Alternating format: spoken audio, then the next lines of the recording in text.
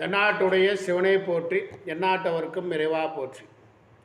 அனைவருக்கும் வணக்கம். கோவை சிவசக்தி ஜோதிடர்.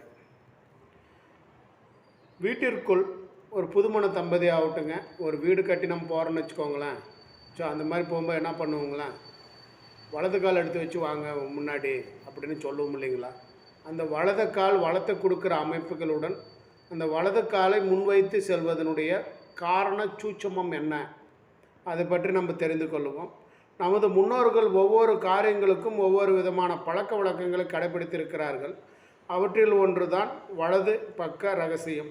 வலது பக்கம் திரும்பித்தான் படுக்கையில் இருந்து எழுந்திருக்க வேண்டும். வலது கால் வைத்து தான் வீட்டிற்குள் நுழைய வேண்டும். வலது கையால் தான் உணவருந்த வேண்டும். வலது கையால் தான் ரூபா நோட்டுக்களை எண்ண வேண்டும். வலது கையால் தான் கொடுத்தல் வாங்கல் போன்ற விஷயங்களை செய்யணுங்க. வலது கையை தான் முன்னிறுத்தி நமஸ்காரம் செய்யணும். வலது கை அப்படின்னு எல்லாத்துக்கும் வலதுன்ற செயல்களும் வலது பக்கத்தில் மிக முக்கியத்துவம் அளித்திருக்கின்றன.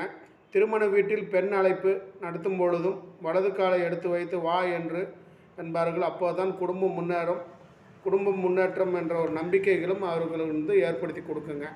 அதனால் வலது என்பது வளத்தை குறிக்கக்கூடியதும் வளமான வாழ்க்கைக்கு அடித்தளமாக விளங்கக்கூடியதும் வலது அப்படின்னு சொல்லிக்கலாங்க.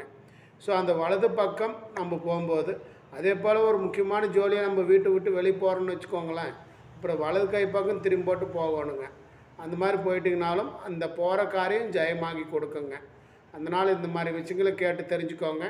அனைவருக்கும் அனைத்தும் கிடைக்கட்டும். நன்றி, வணக்கம்.